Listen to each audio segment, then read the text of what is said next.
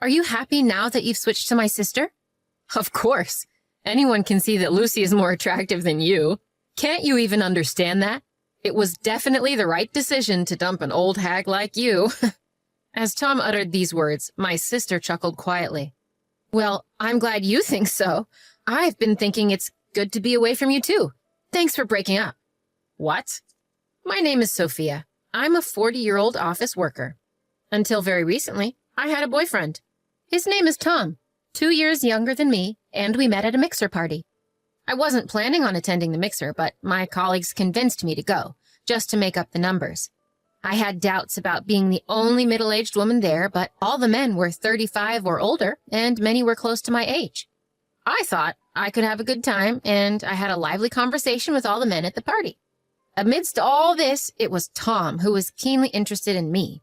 Tom and I had similar tastes, such as liking the same artist, smoking the same brand of cigarettes, and enjoying the same food. We clicked well, and Tom started inviting me out on dates and for meals. After that, we started dating and our relationship progressed smoothly. Sophia, your cooking is delicious. Thanks. Maybe it's because I've lived alone for so long, and I used to cook a lot as a substitute mother for my younger brother and sister. Oh, you have a sister too. I'll have to say hello to her sometime. At that time, I didn't think much of it, but now I feel that him mentioning only my sister, not my brother, hinted at his flirtatious character. We started dating about 1.5 years ago, and even then he showed signs of being emotionally abusive. Sophia, is dinner ready yet? Just a little longer. I'm making it now. What? I'm starving here. You're really inefficient.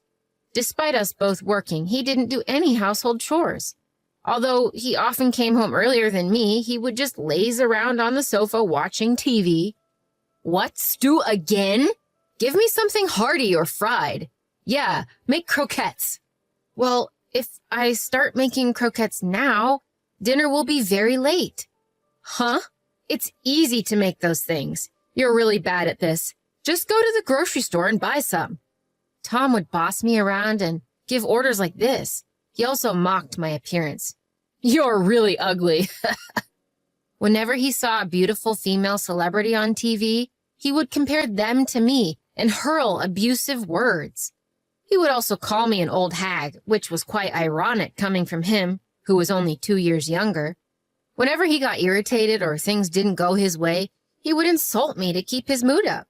However, he was very gentle at other times, saying things like, I love you, Sophia, or I feel calm when I'm with you. So I thought that the occasional insults were just a sign of him showing his true feelings because he loved me. Looking back now, it was a shockingly foolish interpretation. I came to realize the old saying, love is blind, is indeed true. After we had been dating for about 1 year, he started coming home late. I have to work overtime today, so I don't need dinner. He would just send that message and call it a day. And every time he came home, he was drunk. When I mentioned that he smells of alcohol, Tom gets huffy and claims he only had a drink with his colleagues after work. But it's clear to me that he's had more than just one drink. His face is red, after all. But if I push him any further, he'll yell back tenfold, so I don't have any choice but to stay quiet. However, I couldn't help but sigh when I found business cards from strip clubs and brothels in his suit pocket. Well, if he's stressed out from work, I guess he needs some sort of outlet. But even though he's dating me, he still does these things. He's called me an old hag and an ugly duckling before, but I believed he still loved me as a woman. However, these days, he hasn't been doing that sort of thing. He's been satisfying his desires elsewhere. I've been wondering if we can even still call this dating. But amidst all this, Tom did something surprising. Today, it's on me. Let's go get some sushi. Huh? What's the occasion? Nothing much. Just a token of my daily gratitude, I guess. I found his shy response endearing, and I was excited to go eat sushi. It wasn't high-end sushi, but it was delicious, as it's been a while since I last ate sushi. When we got home from enjoying our sushi, Tom said, I've got some special beer at home for us to enjoy tonight. Oh, thank you. I was surprised since he hadn't done anything like this in a while. It wasn't a special day or either of our birthdays, so I couldn't help but wonder if there was a catch. Then, Tom bashfully dropped a bombshell. Well, I haven't prepared a ring yet, but how about getting married? Huh? It was an unexpected proposal. I was so taken aback that I couldn't respond immediately. As I sat there wide-eyed and stunned, Tom asked me, "Is it no good?" I was honest about how I felt. "I'm sorry. It was so sudden. I'm shocked." I see. I was happy, but I had to voice my concerns. I'm thrilled you proposed, but you've said so many cruel things to me, right? And it seems like you go frequently to those nightclubs. Why did you propose to me despite all that? When I asked, Tom responded while looking me in the eyes. I guess it's because if I'm going to get married, I want it to be with you, Sophia. I've said terrible things to you, and I'm truly sorry. I've taken your kindness for granted. I promise I won't say anything to hurt you anymore. So I want you to marry me. Being told that so directly, I couldn't help but be swayed. I accepted his proposal right then. I was suddenly so happy at the thought of getting married.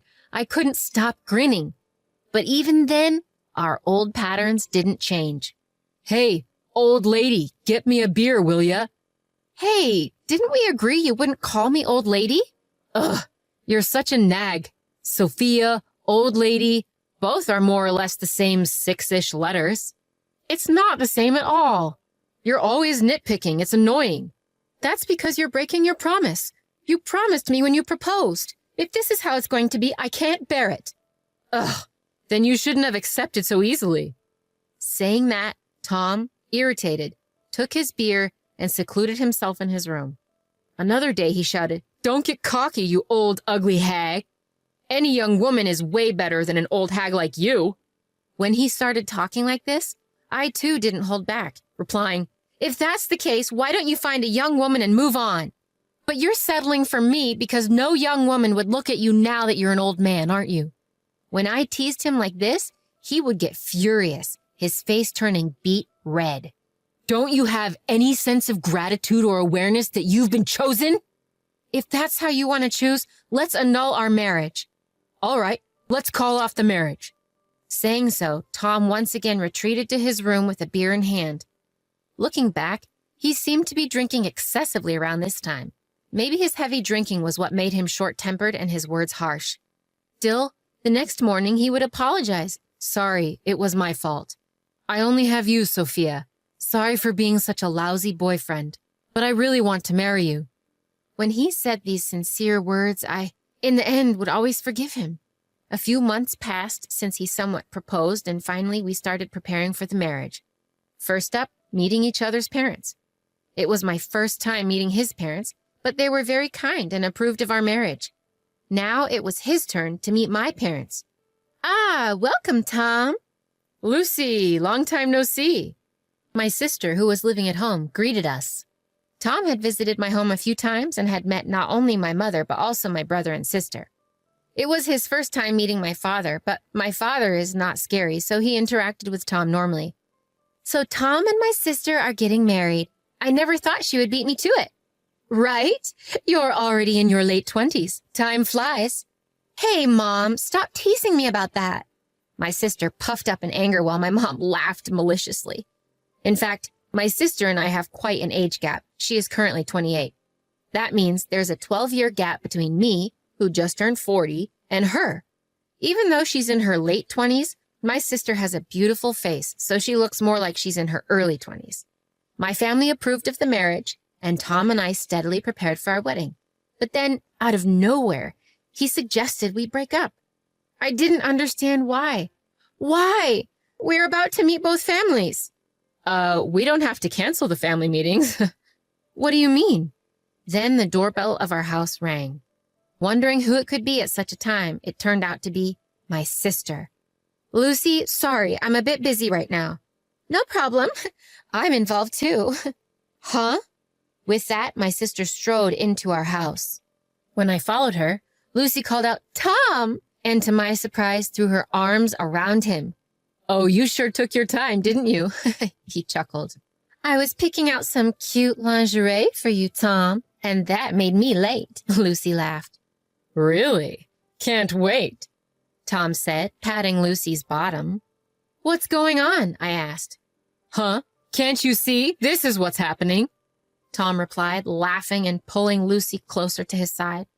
I'm sorry, sis. I fell in love with Tom, and he fell for me too. So I'm going to be the one marrying him, Lucy announced, followed by a guffaw. Unbelievably, just before our wedding, Tom switched from me to Lucy, as if she had just proposed to him. I felt like I was about to faint from shock. We'll be moving to our new home now, Tom said, heading into his room and coming out almost immediately. It appeared that he had already packed his belongings. You'll be alone again, sis, but you're already 40, so isn't it fine to stay single? Lucy taunted with a malicious laugh. Even after they had left, I stood there in a daze for quite some time. What was the time I had spent with Tom all about? Upon reflection, he was a worthless scumbag, but he must have had some charm, too. The loss of him brought me intense grief. I cried for a while. It wasn't until I reached out to a friend and talked to my younger brother on the phone that I began to feel a bit calmer. As I calmed down, I was able to think more clearly. As my mind cleared, I felt pure anger rising towards Tom and Lucy. I wanted to pay them back, to make them regret Tom breaking up with me. With that in mind, I decided on a plan for revenge. When I told my brother about it, he agreed to help me. A few days later, the day came for the two families to meet. Apparently, Tom had not yet informed his parents, as they greeted me with, "Thank you for marrying Tom." My parents, too, seemed to be in the dark, greeting the other couple as Sophia's parents. Then, Lucy dropped the bombshell. Actually, I'm the one marrying Tom. Both sets of parents were thrown into confusion, questioning Tom and Lucy, then turning their questioning to me. Tom and I broke up recently. He seems to have taken up with Lucy, I said. While both sets of parents were angry, I calmed them down, saying I was no longer angry and that they should accept the marriage. The meeting ended on an awkward note. And soon after, Tom and Lucy announced they were getting married. They seemed grateful that I had smoothed things over and invited me to the wedding. I attended the wedding not as the bride, but as a guest. As the ceremony approached and the room began to fill, I headed to the room where Tom and Lucy were waiting. When I entered the room, they were happily chatting. The place where Lucy sat should have been mine, but I no longer felt any envy. "Tom, Lucy, congratulations on your wedding," I said as I entered the room. They seemed surprised to see me, but quickly approached with smug smiles. "You really have some nerve, don't you? Any normal person wouldn't come to the meeting or the wedding after being dumped by their boyfriend for their sister." "You're definitely a bit off, aren't you?" Lucy added, grinning. I asked Tom with a gentle smile on my face, "Are you happy now that you've switched to my sister?" Then Tom burst into laughter and said, "Of course. Anyone would agree that Lucy is more attractive than you. Can't you see that? It was absolutely right to ditch an old hag like you." Hearing Tom's words, my sister Lucy giggled as well. "Good for you. I'm glad I'm free from you too. Thanks for breaking up with me." "What?" Tom seemed flustered, not expecting such a response from me. My proud sister, irritated by my composed statement, bit back. "Sophia, you must be envious. You're pretending to be strong, which is lame. You must be unbearably regretting that I took your boyfriend, right?" "Well, anyone who's happy about being cheated on is just a pervert and the minority. I was frustrated too. But when I thought about it calmly, I genuinely felt good about breaking up with such a terrible man." "What the hell is that supposed to mean?" "As you said, you've called me an old hag and have been overly dominating.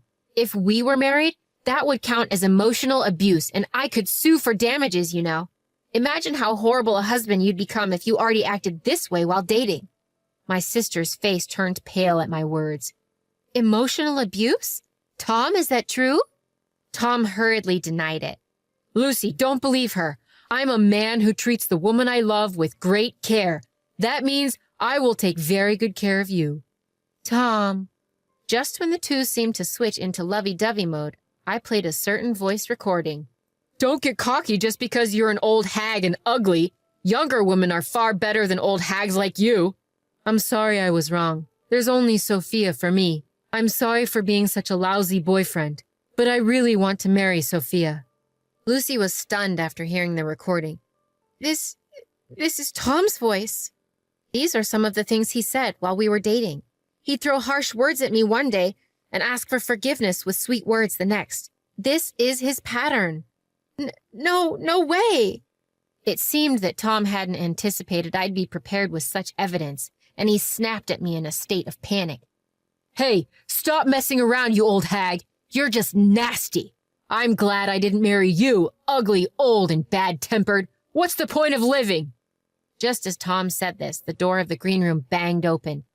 In walked Tom's parents. Tom, that's enough. Stop embarrassing yourself in front of our relatives. What? What's going on? Your conversation has been broadcast throughout the entire house. Everyone heard. No way! Tom went pale all at once. No. Is this some kind of a joke? My words were... Every attendee heard it all today. I'm disappointed to hear you're such a pathetic man, Tom. I'm going to apologize to the guests right now. Get moving. Tom's father grabbed Tom by the scruff of the neck, and he was ushered out of the waiting room. Lucy collapsed onto her knees, looking completely stunned, and hung her head. Both Tom and Lucy had paid a heavy price this time. They found no sympathizers among relatives, colleagues, and friends, all of whom distanced themselves. Tom, who worked in a predominantly female environment, seemed to have been demoted due to the scandal. Lucy, on the other hand, was warned by her friends that they couldn't hang out with someone who would steal her sister's fiancé, that their own boyfriends or partners might be next. As a result, no one invited her out anymore. However, once she found out that Tom was abusive, she seemed to have completely lost interest in him, and they ended up breaking up. But since they had already submitted their marriage license, they became divorced almost instantly after having spent a fortune on the wedding. Lucy was cut off by her parents, brother, and me after the incident and is now reportedly forced to live a frugal life in a cheap apartment working as a freelancer. Now, the reason why our conversation was broadcast throughout the venue at the wedding was because of a favor from my brother. He owns a company that handles sound systems, not just for large-scale events and concerts, but also for most of the weddings in our area. The venue for Lucy and Tom's wedding was handled by my brother's company. So, he explained the situation to the staff beforehand and had them put a small pin microphone on me to broadcast our conversation to the venue. I didn't expect Tom to make such a spectacle of himself, but the plan was a complete success, and I had my revenge. Afterwards, I decided to throw myself into my work. I was promoted and was put in charge of a project where I ended up dating a man from a client company. He is the same age as me and is divorced, but it seems the reason was his wife's infidelity. He is very kind, doesn't change his attitude suddenly or make harsh remarks, and always speaks to me gently. We haven't talked about marriage yet, but I feel like I can be with him for a long time. But I'm not hung up on marriage anymore, so for now, I'm going to fully enjoy the time I spend with him.